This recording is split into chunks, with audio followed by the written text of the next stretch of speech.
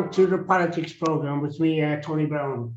And we're kind of getting used to having these politicians in. There's people be giving out to me now for having various politicians in, but we'll give everybody a go as we go along. Tonight, I have with me Emmett O'Brien. First of all, Emmett, you're welcome along. Thank you.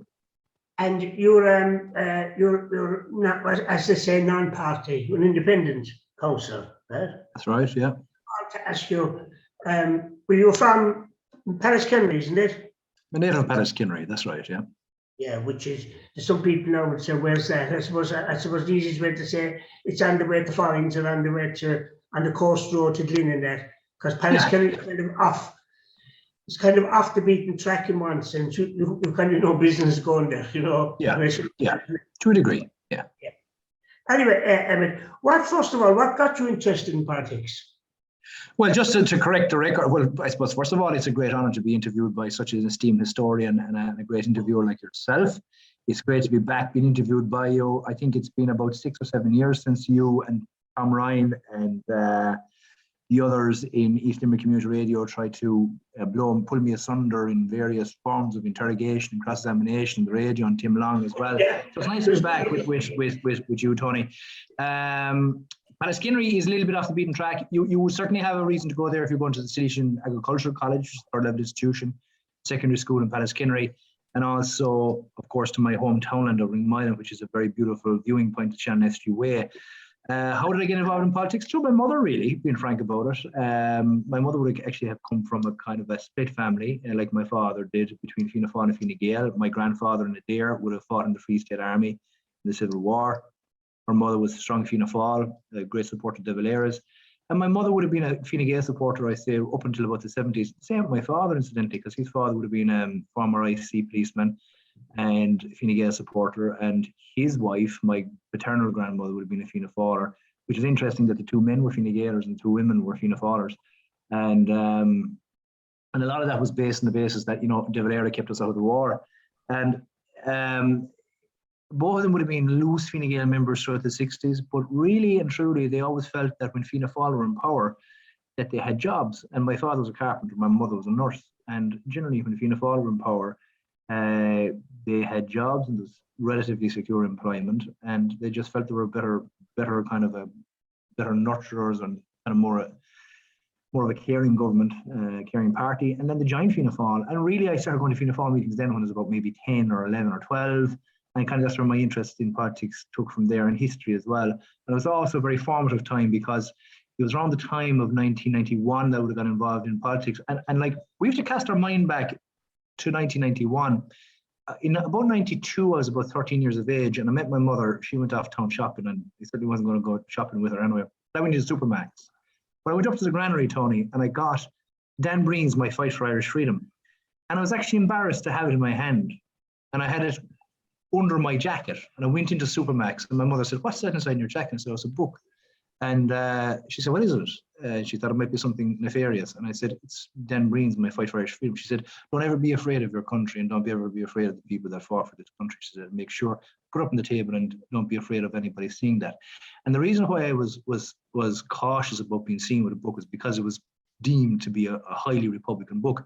And at that time, 91, 92, 93, 94, we were actually afraid to call ourselves Republicans because of the propaganda on RTE against the provisional IRA, you know, which was completely clouded our history in terms of my grandparents, you know, your parents' generation, for fighting for freedom against the British state in 100 years ago now. So, you know, they were formative years, and my interest in politics really strong kind of came from history, but also came from being involved in the community. And then as I went into college, I got involved in Fianna Fáil, and then, you know, that led on to being the national executive later on in life, around my early 30s. And then I decided to leave Fianna Fáil, quite famous, I suppose, in 2014, run for the local election, got elected, taking the first seat in 2014. And that's kind of led me to where I am today. Yeah, but could I just ask you, go back to a few things there I said for one. First of all, why didn't you join Sinn Féin so if you're a Republican? Well, because I think Fianna Fáil was a Republican party, and I still have a huge affinity to Fianna Fáil. I don't think it's particularly Republican now. I think it's really badly led. I think it's very shockingly weak is the best way of describing it, and I think it's divided into tribal parties, divided into a Republican wing and a kind of this bizarre wannabe liberal, wannabe Fine Gael wing, which I just find utterly anathema to me. And because I do believe that they were a pluralistic Republican Party, I still have reservations about Sinn Féin, which I think we can explore a bit more about. But I genuinely believe that they were the likes of Jack Lynch, the likes of John and Mass in particular, an amazing Taoiseach, De Valera as well. They were Republicans of traditional sense, and that they were trying to be pluralistic, and actually they were all Irish people, incidentally, at the end of the day, whether we're Republican, whether we're loyalists, unionists, or nationalists, we're all Irish at the end of the day. So I'm very concerned, in the current climate, that there's this anti-Brit movement and a kind of an anti-English thing, which is always there above the surface in any event. But that forms tribes, you see, Tony, and tribalism is dangerous because it pits us against them. And there's somebody whenever that tribalism starts, like in the Balkans, there's somebody behind it and there's some reason behind it. So I don't like that form of republicanism, kind of like we're green, so therefore we're Irish, and therefore we're Catholic, and therefore we're better. We're all Irish at the end of the day. So that's I wouldn't class now, personally. Now, I have no affiliations, never had to any political, right? I sit in the middle of everything. But what I don't agree with is, I shouldn't be giving my opinion now, but just as regards, I never believed that Fianna Fáil were a Republican Party, because I'm older than you, I hate admitting, and I remember in the 60s there was talks of Taka and all these powerful politicians that people were basically afraid of, that they were on a different level altogether. I mean, we know about the likes of Liam Lawler, what's his name, with the glasses, Dunlap, wasn't it? And all the things that went on. I mean, and Charlie High, look at the people that thought Charlie High was the greatest man that ever lived. Getting back further, even back to De Valera. De Valera, any fella that starts, I do believe this, any fella that starts a political party, to me, is somebody that has a bigger ego than himself. The same happened with both Fine Gael and Fianna Fáil. And why weren't they together? We'll say, why did they have to have a split in the first place? And people give out to the IRA. The first thing that's said at the meeting is, how do we organise a split? Dan Breen, to me, for such a Republican, I didn't like what he kind of went over to the other side as far as I'm concerned. I've read that book, as you said now. I was even at Dan Breen's grave, would you believe? I know where he's buried, don't know him. But like that, no, I never agreed now I'd love to have met him and to argue with him, but who am I? But I don't believe that Fianna Fáil are a Republican Party. Okay, well, look, that's perfectly fine. Look, Tony, I'm not really here to defend Fianna Fáil because they're so shambolic at the moment. I mean, a gust of wind would blow them over at the moment. But I'm saying it in the traditional sense. I mean, Fianna Fáil represented the ordinary people, the ordinary plain people of Ireland traditionally, and that ethos stayed amongst Fianna Fáil right to the bitter end. And I say the bitter end was 2011 because Fianna Fáil really has been permanently since then. But in tandem with that, and if you're a permanent party of government, Tony, and it's happening to Fine Gael now, you will invariably attract people who are less noble and who are less honourable than the people who are in there for the reason. Like some of my supporters who left me, Fianna Fáil to the core and straight as a die, plain people of Ireland, dinner in the middle of the day people, believe in a united Ireland, believe that people need a leg up and a help, believe in small businesses and starting people off and giving them a help in life. But then you have people in Fine Gael who are joining it, and I know this, talking to Fine Gael. Members who were there through the hard times, 2007 and all, 2002. They're joining it just to get jobs, and that's inevitable. And that rot naturally happens with any large association that's powerful for a long period of time. And unfortunately, that happened before, and I don't see them ever returning from it. Yeah, but I've been at, as you know, I was often the only person above the gallery at some of the meetings, and I can use the word now, rubbish that goes on, as far as I'm concerned, at council meetings. There's too much power with both Fianna Fáil and Fine Gael, I feel, right? That's my opinion. And I think, what power have you got as an independent within the council itself? If you're outvoted, are you outvoted, you say? Yeah, well, you see, it doesn't really come down to votes that much ultimately. Like we have just explained to the general public, we have full meetings as a council every 2 months. Now, I think we should have a little bit more. But like generally, the votes that we vote on are kind of daft motions, you know, that really have little bearing on the day-to-day stuff at times. The only time that we would be outvoted is in terms of the budget, really. But like generally, there's unanimous agreement once the budget is tinkered around with, and we have things kind of sorted out in that context. Local property tax is another issue. Well, then it really is dealt with. Local government is really dealt with in the area. So I'm a councillor for the Daresfield area. Mm-hmm. So we have 2 Fine Gael, 2 Fianna Fáil, 2 independents. Am I right about that? 2 independents? Yeah, 2 independents. So there's kind of parity there. But I get on and do my own thing in any case, Tony. I mean, on a daily basis, I'm dealing with like the run-of-the-mill stuff, you know, dealing with planning applications, trying to get people houses on the social housing list, filling potholes, getting roads, doing road schemes. And you don't need to be a member of a party to do that. In actual fact, it's probably better off you're not, because you can invariably know that if you're in a party and you're trying to get a road done with I understand. your salubrious part of Limerick that you live in, South Circle Road, you know, we'll have a party member trying to shaft you. Yeah, but I'm opposed to that now as regards, I've said this to other councils over the years. I think it's wrong that people can go to you to get some, that shouldn't have to go to. I know that if there's a local issue like a road, they'll go down to the local councillor. And I suppose, you know, that you're supposed to be available 24 hours a day. You're supposed to be available 24 hours a day. But if somebody, I mean, there's some silly things. It mightn't happen so much now, because I remember when I was a child, and I remember Jim Kerry saying to me one time, and another thing, and he said to me, where you live, he says, there won't be many coming through, he says, to get a slate put on their house. But people shouldn't have to go to you to get things like medical cards. I don't know, I wouldn't mind somebody kind of complaining about a bad bend, but then if I complain to you, about a bad bend, what can you do about that? And dangerous bend on the road. What can you do about that? Yeah, well, we'll deal with the medical cards issue first, or another one example, passport issues. Like they're 2 issues that we can pick out of 100 issues that people are entitled to as of right being citizens.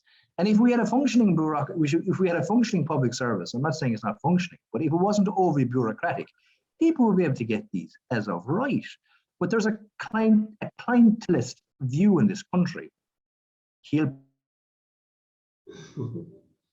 pull a stroke for you. O'Brien will do this, or Collins will do that, or Donovan or Donoghue will do that for you and pull a stroke. In reality, the citizen will probably get it faster than us getting involved. Like, we're an unnecessary intermediary.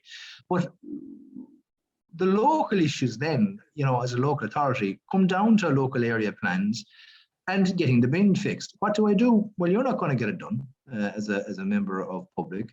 So I talk to the council engineer. I say what his views are. Bring him out. He'll assess it. He'll take levels. He'll look at it. He'll pass his view, and then I have to go in and try and find funding for it. So, like, remember, the public isn't going to do that. What do you mean by finding funding for it? What do you mean by that? I have to find, like, our council budget is close on 1 billion, which is a huge amount of money. Now, well over half of that goes on pensions and wages, right? So our municipal roads budget then, and our municipal road scheme is approved every year by us 6 councillors. And we all, I won't say we all get roads, but I mean, like, you know, there's roads done in our areas suitable for us. But sometimes we would have to apply for emergency funding to OPW for low-cost emergency schemes for flooding, or low-cost emergency schemes on bins. And you can get that from the Department of Transport usually, or you can get it from, you know, some other funds within the council if they're there, because it is a large budget and there is some latitude. Development funds are mostly what I describe as our GMA funding, which is our discretionary budget that each councillor has up to 45 grand a year. So I always give money towards worthy projects, like, you know, for example, in National School in Pallaskinnery, they're building a sensory unit for autistic kids. I've given €2,500 for the last 2 years to that. Also something similar to Kilcorn and Kildimo, which are my immediate parish. And I also give money for footpaths, for example, in Kildimo, Pallaskinnery and Kilcorn and those areas as well. So, yeah, look, money makes the world go round, and like all the fancy projects in the world will not get off the ground unless you have money to do it. And that's a kind of that's a bit of a bean on my bonnet at the moment. I have is that there's huge waste of public money, Tony, on daft projects. Like, I mean, there's an asking there of up to, I think it's up to 100 million from the various directorates, the 6 directorates in the council for kind of vanity projects. Now, I call them Ceausescu style projects, and I got criticised by Liam Galvin, that my lovely Fine Gael friend, about that. For all of those type of projects. 7 million is designated for climate change projects. Like, what is that? That's like a black hole. You might as well be throwing it into the Shannon. Do you know what is that? I tell you, I see more Just about kind of aspirational kind of, and then you have these, you know. What's that? I mean, to comment on some of the daft things, just one comes to mind this minute now, which you might be familiar with. But I noticed only today that after turning a 2-lane carriageway, which is the road from the roundabout at South Hill, we call it, they like to call it the Roxburgh one, I call it the South Hill roundabout, from there over to the Bruff or Kilmallock roundabout, and then after putting a cycle lane taking up nearly a third of the roadway. And who is the brain box? Like, who would have authority to do that? Who decides on this? This is the other thing, and I'll give you another example of bloody cycleways. And you know, O'Brien's going on his hobby horse here. Wickham Street, which is the old Boherbue Road, right? The old Boherbue Road. It's actually in the maps of the 1691 siege of Limerick, and it's the road, the old road to Keaton, the Yellow Road, the Boherbue Road. Goes on to Wickham Street. Wickham Street is a tiny street. Yeah. Not particularly wide as it is. And they decided to put a cycle lane on it, right? And they put a cycle lane on Parnell Street, where the custom over the last 40 years, as long as I'm born and living in this planet, is if I want to go into John McKenna's to get a pliers or a plug or raw plugs or vice grips, I put on the hazard lights and I run in for 2 minutes and I'm back out again. And they put a cycle lane on it. Now you've got all these nouveau riche, listen to this, Tony, you've got all these nouveau riche, university educated, middle class people, invariably most of them not from Limerick City, taking videos of plasters, plumbers, and traders parking on the cycle lane. First of all, they've been doing it for 40 years. Secondly, no one uses the cycle lane. And 3, it's going nowhere, right? So then you go further up the street to Wickham Street, and they put up wands to mind the cyclists in case somebody would hit them with a bread bag or something. And then the emergency services couldn't get up the street, so then they took away the wands. And then all the cycling activists lost their mind over it. But the only people that are using the cycle lanes are the drug dealers carrying drugs on their bikes. I know them. It's just smart. It's off the wall. And now you're telling me they put a cycle lane out on the old Roxburgh Road, the Roxburgh. Yeah. Imagine it. I saw it today. Who makes that decision? Somebody in the roads department, without reference to us, probably because their head is so mithered from listening to people on Twitter and Headbanger County Council, City Council is going about like climate change and cycling and active travel. Yeah, come on, basically. You know? I couldn't believe it now. Today was my first day seeing that, and there was nobody on the cycle lane. Nobody. And the cycle lane is sticking up. Maybe it's twice the size of a normal. Look at the new bridge below. What do they call it? The Shannon Bridge. They'd long been known as the new bridge. What they did in that. But there's nobody seems to be accountable. Who is the person? The name should be published. That who was the person that decided this? It's blamed on the council. Well, look. No, to be fair, I don't think a member of the executive should be personally pointed out as to who made that decision, because we'll go to the director.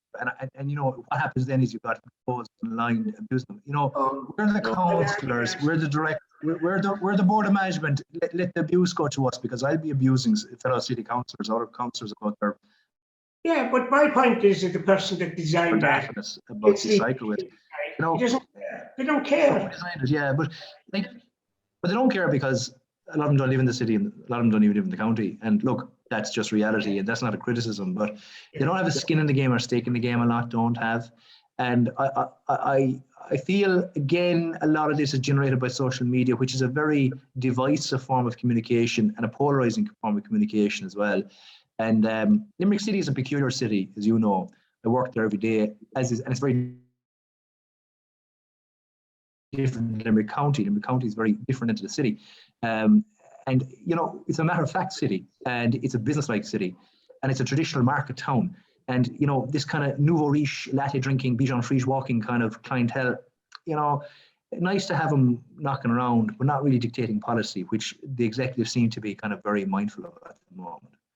Like, I mean, how do I complain about something? What I mean by complain is, if I have an opinion on something, I might as well tell the cats above in the back garden as gone down to the council, because I've gone down before and I've complained. And as I said, for example, you're going out to Dock Road, right? There are 2 lanes of traffic going out, and one merges into another. Now, Yeah, that's right. Crazy, because why isn't there a roadway? There's plenty of room at the corner of the Long Avenue, of Ashbourne Avenue, to be able to continue that lane on and the cars swinging. Yeah.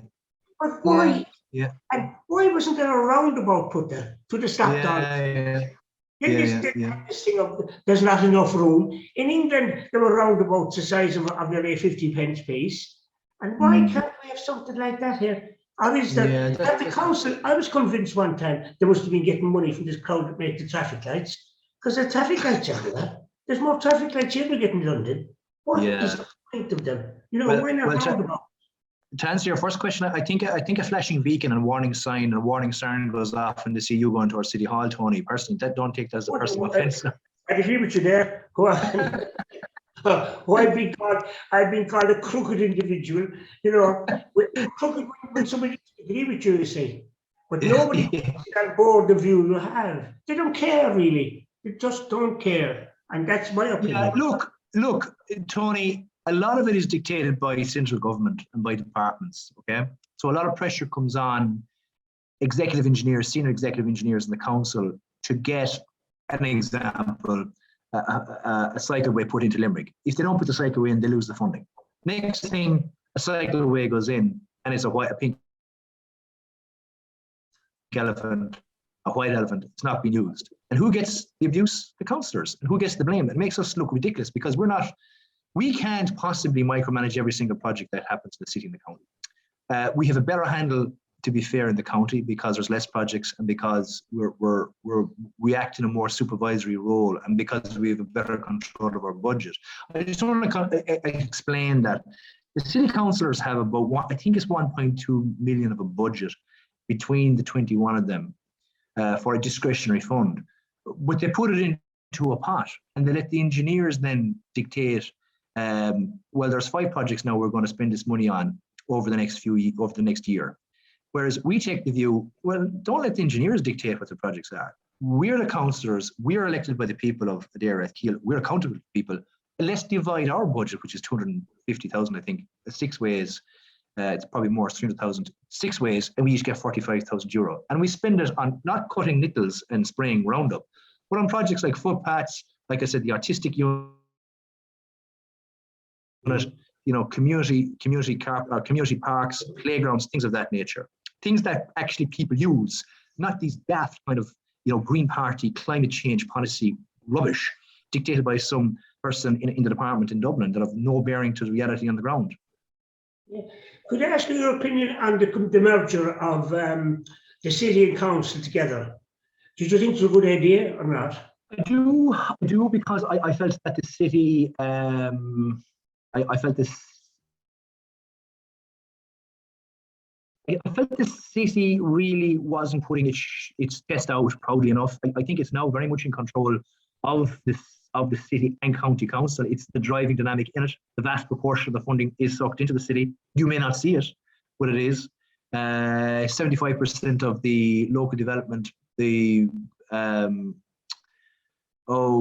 contributions rather, go to the city. But then it's really a question of, it's one thing money being directed to the city area, the metropolitan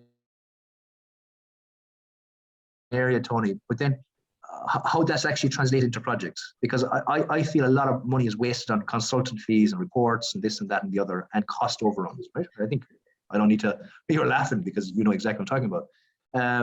So I think there's a huge push from 2030 to make Limerick a vibrant city, a livable city, and a city that's looking towards the river, which you know is very close to my heart and which I've been kind of advocating for the last number of years in any case. So I think it's good. I think the There's 21 councillors in the Metropolitan District. They can outvote us any day.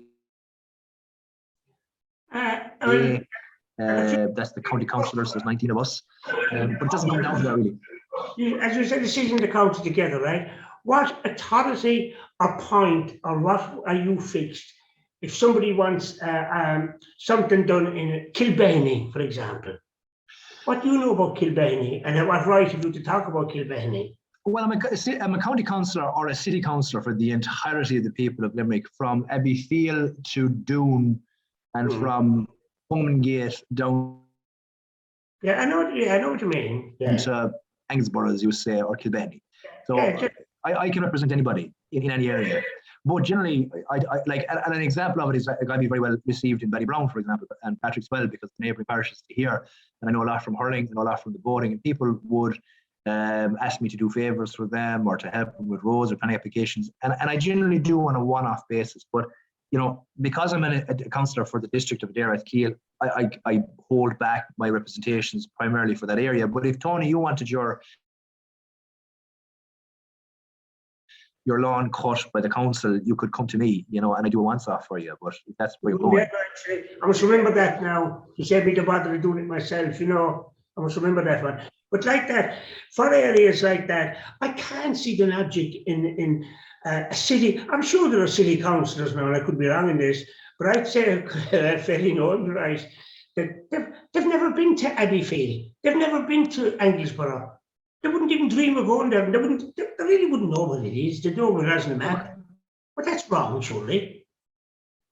Is it not wrong? Tony, this is no disrespect to Limerick City. There's no disrespect to Limerick City people. The difference between Limerick City and County Limerick is like the difference between China and Nigeria in a lot of ways. So, I mean, a lot of people in Limerick City haven't even been as far as, I was going to say Mungret, but like they certainly haven't been as far as Patrick's Well, so, or Browne. So, no criticism, that's just reality. And a lot of country people that just don't, and by the way, a lot of country people out here don't go into Limerick City anymore for shopping, because our orientation was always towards Limerick City. Yeah. Always towards Limerick City. Traditionally, way back was across the river, but into Limerick City to do our shopping, the Crescent, or into Limerick City itself. But it's such an unmerciful pest to get parking in Limerick City now because of one-way systems and by the way, the street parking just seems to be vanishing. People just say, we're going to Newcastle West. And I have come across scores of people out here who are talking about going to Newcastle West. And you have all these activists, online activists, Green Party headbangers, and they're going about bike lanes and buses and give me a break. People want to get in, park, be near enough to the shops, support the business, and be able to walk, get in the car and go home again. Okay, that's how it works. Young mums with kids inside the car, they don't have time to be tying a bike onto the back of the car, putting the kids onto it, getting them to cycle down to the GA club, cycle back to the car and then drive off again. Come on, let's be realistic here, you know. So a lot of commerce has been lost in Limerick City because of that policies of but what's going to be done about it? I read things there and the Limerick Leader and the Post, and there's going to be this and there's going to be that. I mean, look at the money they're spending. But I know it's not for you enough with setting the county as such, but the money being spent on this opera centre. I mean, do you know that there's, I'd say about 90% of the people in Limerick think it's an opera house they're building or something. You know, everybody thinks there's going to be operas inside there to do, yeah, but it's not going to be an opera house. And it's a bit of a three-card trick, if you ask me, because they're moving one set of public officials from one side of the road across the other side of the road. So they're moving the revenue from Sarsfield House across the road to the new tower. And Keane Printable, for all his daftness, and you know, I get on great with Keane. Wouldn't agree on a whole pile of his policies. As you know, he's a radical leftist and hardened socialist. But like the one thing we both agreed on, that there has to be people living in the city, and there is no residential. There's no provision for any residential occupancy in any of those buildings, which I think is a missed opportunity. But can you do anything about that? Can you do anything about that to get people into the city living? You personally? Well, per se we can, but in reality we can't. Me personally, look, we have 2030 briefings every quarter or every 6 months, and 2030 is a distinct development company, separate and distinct from Limerick City County Council. But incidentally enough, it's Limerick City County Council who underwrites the budget and the loans that are taken out on its behalf. I think James Collins sits and two other councillors who I don't know sit on the board. But repeatedly, my cause for residential occupancy of the buildings has fallen on deaf ears. And John Loftus was the same, and Keane Printable, because you can't have a holiday out in Limerick City in the evening times when other people leave Limerick City and go back out to the county to live after doing their office work inside Limerick City, driving out the road to Bird Hill, out to Tipperary, to Newport, out to Pallaskenry, Patrick's Well, and places like that. You need to have, if you want a vibrant city, you want restaurants to be occupied and pubs to be occupied, you need people living in the city. But this seems to be just completely, it's all about office space and office space and office space. Now, you know, that's all we heard. Oh, there's going to be a huge increase, 25% increase in office space. Then Communist China gave us the COVID. And we're all working from home now. So it's actually, in reality, there's actually no need for office space. Now, I know it's going to come back quite strongly because I think people are sick of working at home. There's a social aspect of work as well. But like the old dynamic of office space is really gone because there's much more flexibility now. I mean, I even saw that in Limerick today, GVM are holding an auction for the first time in a long time, you know, agricultural land in Shenango and Ballyhale and Anglesborough, and it's going to be a blended auction whereby you could be sitting in your office or in your home, you know, with your dressing gown on in Dubai, and you could be bidding on land in Shenango. So you don't have to attend the office in Glenford Street anymore, and you know it's great to see. But it just goes to question the whole dynamic that 2030 was built around 5 or 6 years ago when the opera site was acquired by the council. And this is a huge investment. And there's another aspect to it too, which is I was always uneasy about. Like private developers who are the people who take risk and who employ people and pay PRSI and tax, income tax, and give money to plasterers, plumbers, carpenters, people like my father was who worked on building sites, who spend money back into the economy. They can't afford to compete with effectively the county council. We're now property developers in the county council. And I don't think that's our role. Like, because we can get money from the European Investment Bank, like so low that the European Investment Bank is almost paying us to take the money off of them. So the interest rate is like 0.5%. But a private property developer, if he wanted to do the opposite of what's been done by Limerick City County Council, the interest rate would be 4 or 5%. It's just unproductive and anti-competitive. So now we're property developers as well as everything else. So the state has complete control over the property market, but we're not providing houses for people. Like I don't really focus my mind in the regeneration area much now, Tony, and that's no disrespect to wonderful people in my Ross and South Hill, the regeneration areas.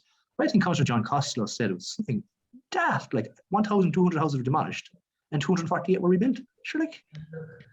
I tell you now, I don't want to discuss the city with you anymore. I want to go back into the county. Right, okay. A question for you.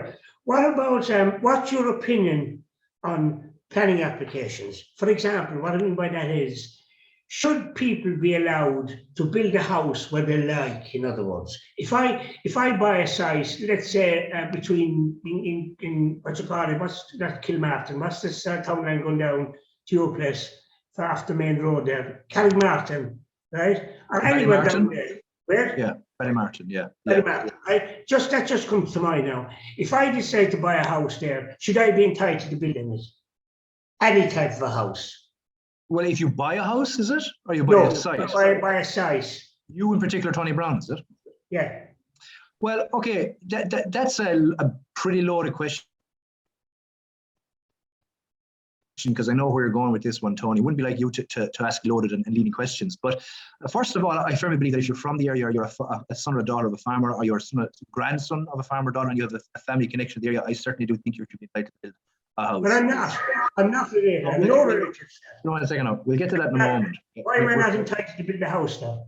We're going to get to that in a moment. I actually think you can. I actually think you should. I don't think there should be any major restriction of people building houses wherever they want it myself. But it does cause infrastructural difficulty.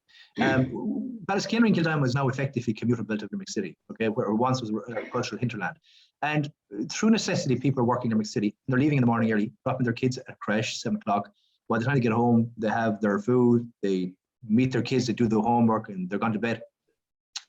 They don't have time to so much as buy a loaf of bread in the shop in the Pallaskinnery, or they don't engage with the GA club or the soccer club, with the rugby club, or any of the medias in the village, because they're living in effectively suburban Limerick. Okay, now a lot of them are originally from Limerick City, and they moved out for a whole host of reasons, because probably they couldn't afford to buy houses at the time during the boom in Limerick City, but they're commuting into Limerick City and they're not engaging, with the local community. Now, that's not out of malice. A lot are, some aren't, because they just don't have the time. If you're from the area, so that does cause then road traffic problems, problems with septic tanks, sewage, and deterioration of the roads, which is the huge issue that I have to deal with on a yearly basis. And obviously then, more pressure on schools and more pressure for bus services and things of that nature.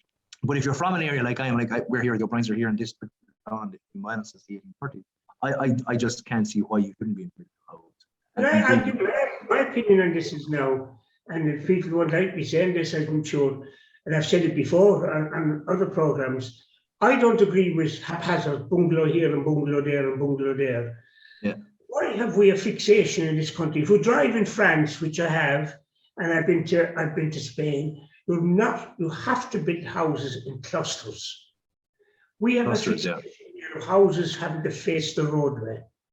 Why, I do not know. But why can't we build houses in groups together and give us some green space? If things keep going the way they're going, we're going to have houses from here to Kilmallock, from here to Pallaskinnery, all along the road, in the fronts of roadways, which I think is crazy. Well, it may look crazy. It certainly is not for the. It's not for a pretty eye at times, but there's a cultural explanation to that, because there's a historical context in why we want to have our own plot of ground. If you look at the old Griffith's valuation maps and even the old OS maps, there was always scattered development in the rural countryside. In any case, going back even pre-famine times. On a smaller scale. On the scale we have now. Accepted. But I explained in the context of it being a cultural mindset. And if you're from I was raised on a farm. I'm not going to live in a city. I'm not going to live in a town. But I mean, I do accept the point you're saying that there should be clusters. In Germany, you travel from we'll call it Mecklenburg to Bamberg, and everything in between is grassland or forestry or cereal ground. In Ireland, you'll be driving past 30 miles of bungalows. I know the craziness point you're making, but there is an explanation to it, which is a cultural explanation, and because we have an affinity to having our own place and having our own plot of ground. Yeah, but they're really what I hate using the term, but they are blots in the landscape. You're driving along there. There was a lovely field. Next thing, there's this big, obnoxious house in it. Because years ago, I'm sure your parents will well remember that back in the up to the 50s, people had 12 children in 2 rooms. Now they have 12 rooms and 2 children. 2 children. It's the opposite. I've been to houses and I said, Sacred Heart, there's rooms they couldn't possibly use. True. And how are they heating these rooms never cease to fascinate me.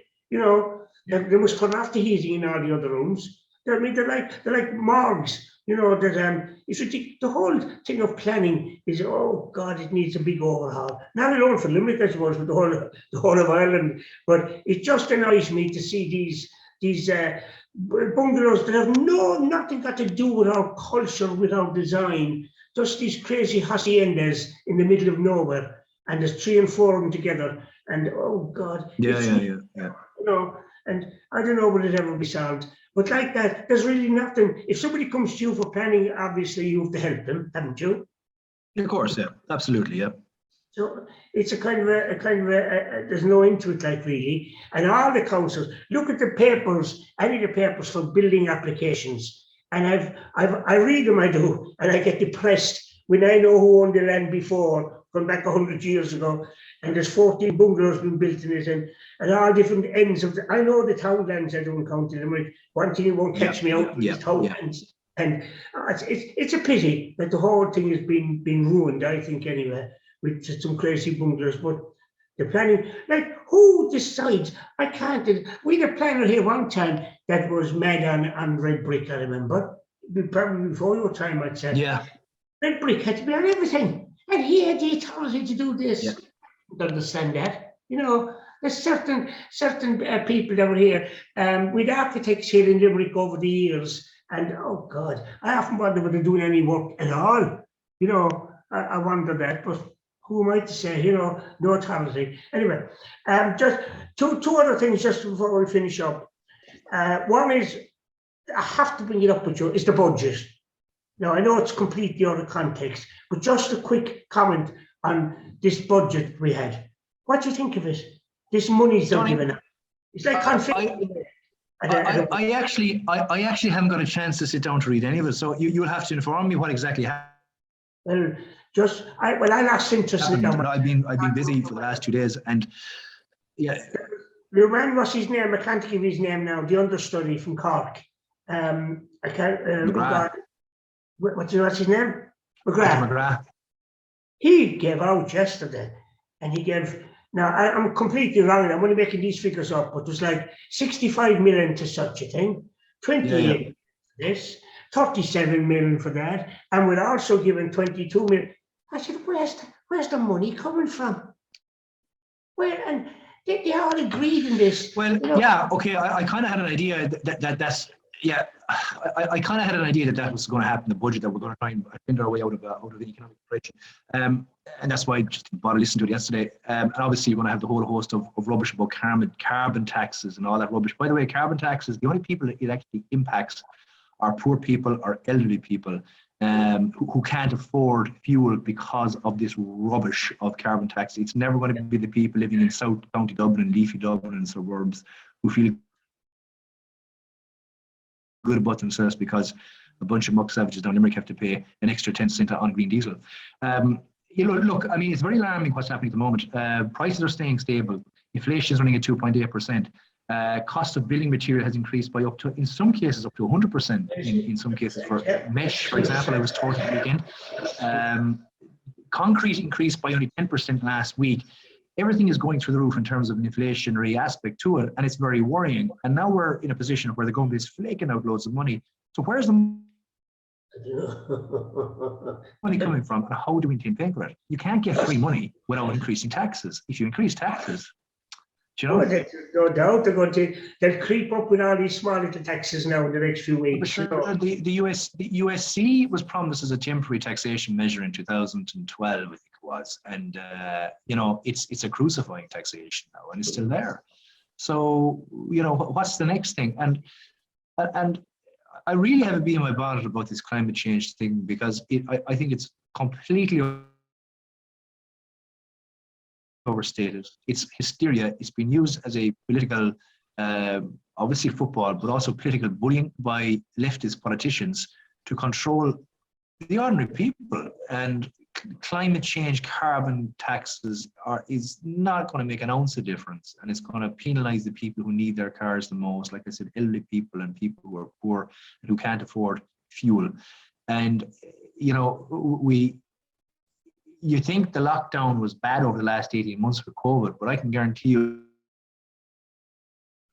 within the next 10 years, if this hysteria keeps going about climate change, there's going to be climate change lockdowns as well. We're all going to be staying. We have to stay now for a week and keep the carbon dioxide down. Like we're actually re-walking ourselves into a level of lunacy at the moment, and we're in a very dangerous state because you know, if taxes increase, people just are going to be put to the wall. I do agree now with a few things. Like obviously, the first thing I think of is the ice caps. They are melting, right? So what's causing the ice caps to melt? It has to be something, because there's suffering pumped into the air all the time. If you open up something, I don't know, can't think of it, and you say, sure, I'm the only one doing that, but how many more millions are doing that as well? The climate is, now, as regards the weather, I'm against that, because I know I've read back what happened in Limerick in the 1700s and the 1800s. Yeah, absolutely, yeah. Dreadful winters, you know, and people had less on and there was rain. Like during the siege in Limerick, it never stopped raining for 6 days, and that was in the month of August. You know, we know that. But you'd still wonder what is going to happen. I don't want to talk anymore about that. I want to move along and just say, what about this mayor election? What's going to happen with it? Will it ever be done? Well, we believe that you're going to run for it, and I'm actually encouraging you to run for the direct elected mayor, because it would be one of the best, most entertaining elections I would ever encounter if you ran for the direct elected mayor. I came out strongly against it in 2019. I think it's daft. I think it's another layer of unnecessary bureaucracy, and it's window dressings to paper over the horrendous job that the government is doing with Limerick in any case. And it's going to be an absolute waste of time, waste of money to give a position to a failed politician or a career politician who will have no power to do jack diddly squat. And you're going to have a position where you'll have a directly elected mayor. We'll say Tony Browne is elected with 45,000 votes. He's going to go in there with his chest out, thinking I'm the greatest thing since Churchill. And he's going to end up in a fight with 40 councillors and the executive.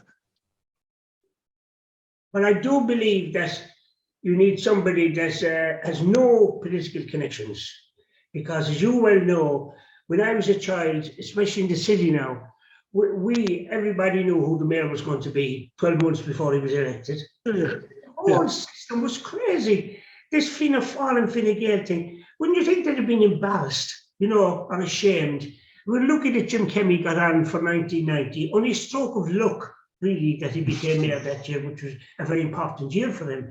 But like that, I mean, we've had some, God, I can use the expression, you can't. We've had some clowns over the years. I'm old enough to remember some of the mayors we had. You know, they were an embarrassment. You know, there was one mayor used to get, he's a professional speech writer for him. You know, who was basically make a laugh of everybody. And you managed to read out, he'd read out, they didn't even realise what was in the speeches, you know. And all these people were either Fianna Fáil or Fine Gael. And I mean, oh God! And then we had a few fellas that most of the mayors took off after a year being there. They left the city. They never came back anymore. There's a load of mayors on the list, and I know who they are, and they're gone. Well, so what is it going to happen? We were supposed to have it this year. Yeah, I was talking to our current mayor Butler, Daniel Butler, on Friday. He maintains it's going to go ahead. I think it's in the water. I don't think there's any appetite for it. I don't even think people ever knew or really care that much about a direct elected mayor. In principle, it's a great idea, but when you actually get into the meats and bones, unless the mayor has actual direct power over at least two crucial areas. Policing is one. They can go into the chief superintendent and say, I want more guards in Hyde Road for the next 6 weeks. Or I want the detective branch to go out to Pallaskenry. Unless the mayor can dictate that, and unless the mayor has power over health, and has a budget to cover policing and health, I think that mayor is at nothing. There's only going to be another talking shop and a waste of time. And that's why, and I know that's because there's no way that Micheál Martin or Leo Varadkar is going to allow a Tony Browne or an Emmett O'Brien or a Paul O'Connell become a Taoiseach for Limerick, because they're not going to allow it in Dublin and have decentralised government. It's not going to happen. It's depressing because the only youth that has been forward so far is Fianna Puckland. And he said that he's put his name, at least he's the guts to do it, put his name forward, you know. But like that, you'd wonder, don't forget that the mayor, if he is, or he or she, I should say, will have to get votes back in Fields Bridge and also outside in Castleconnan and down, as I mentioned a while ago, down in Kilbenny as well. So he wants somebody that knows all these towns and villages as well. So we have to wait and see what's going to happen. As I said, I hope it goes ahead. People did vote for it, but is it going to happen? I don't know. I don't know. Last thing, just ask you about Paris. Pallaskenry is a fairly quiet place. I don't know. I don't see it. Pallaskenry as such. Yeah, it's a very beautiful village, and there's a lovely community here. We have the agricultural college, as you know, which is very popular at the moment. We have a large secondary school, 700 students. and it's right on the Shannon Estuary with Ringmile Pier, which is on the Shannon Estuary Way, which we put a nice little bit of funding into. And we have a lovely swimmers group and a club down here who swim in the river every day, every other day, all year round. And we're now starting to go into temperatures where the water is starting to reduce down to 12 degrees. So over the next 3 months, it's going to be nice and cold. So Tony, if you want to come for a swim with us, you know where we are. No, definitely no. It does me enough not to wash myself. I have to mind go swimming. Although funny enough, I used to go with my aunt and uncle to Ringmile. Used to cycle there.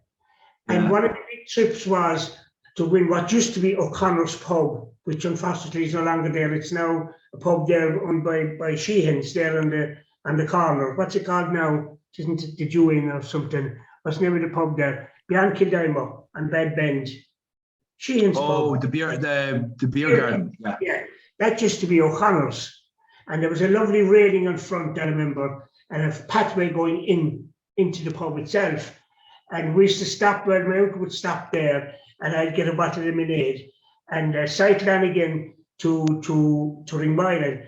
And the thing was, my uncle had an NSU. One time he invested in an NSU quickly. That's before your time again now. It was kind of like an electric bike, in other words. He'd carry me on the back of it. And he used to have a man who would hold on to his shoulder and pull him all the way along the roadway. Can you believe that? The other man was on a bicycle, Mickey Mahoney. And they'd always turn off then as there was a shop there just before you come to I call it the back road down to Ringmile. You know, before you come to Pallaskerry, in other words, the first turn down to the right, near Kilolta, the church going down there. Oh yeah, in Glenmead, yeah. Yeah, that's right. Yeah. There was a back road down there that takes you down to Shannon. Braes, actually, at Glenmead, yeah. Yeah, and the way did you see the way I know my roads, so the way. And also, the reason they did that was there was to divide the Guards Barracks in Pallaskerry in case Mickey Mahoney was seen holding on to my uncle's shoulder going down in the bike. But there used to be a shop there in that house. Yep. Right. As you come round the old bend before, the first house on the left was a shop, I remember. Grocery shop. It's now a private house. I remember that, I do, you know. But anyway. Well, Queens, I think it was. You referenced the beer. You referenced the beer garden pub. Now you're a historian. What was that building originally?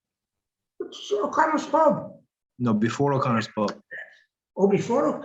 I don't know. It was like, I remember it. It was like a private house. I don't know. I never looked it up.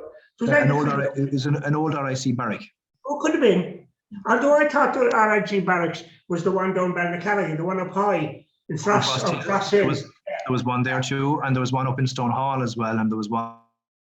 Oh, they were all over the place because you were in trouble. Was there one in Pallas? There was one in Milltown and Pallaskenry as well. So there's a lot of, yeah, they were keeping an eye on us, yeah. You're just going to say there was trouble not to see around there. I actually came across a lot of accounts because I'm living here on just the river, right on the river here next to what used to be Ringmile Wood, and that was you're very aware of it. That was, I think, sold by, was it Hardress Waller in or was it? So that's how you have the pier down to Ringmile. It divided two estates. It divided the Waller estate from the Bury estate. The other side, Bury or Berry. There's three ways of pronouncing it. Yeah, and anyway, in any event, didn't the Waller sell it? The Waller sold Ringmile Wood, and it was caught in 1866 or thereabouts.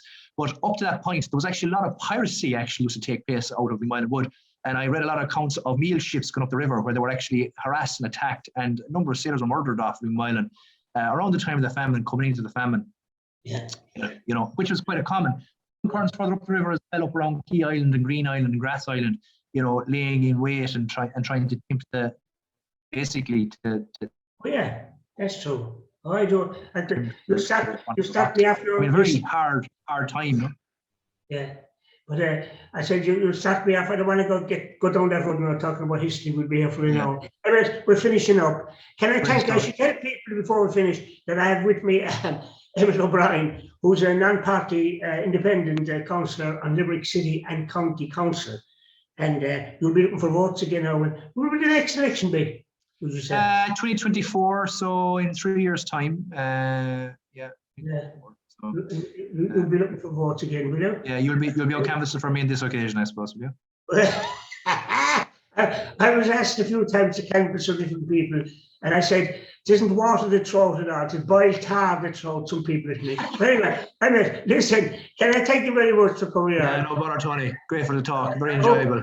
You know, and I wasn't, I'd be able to tell other councillors out there that I wasn't that rude, you know. No, you were brilliant. No. Okay, Emmett, thank you very much. God bless. Bye.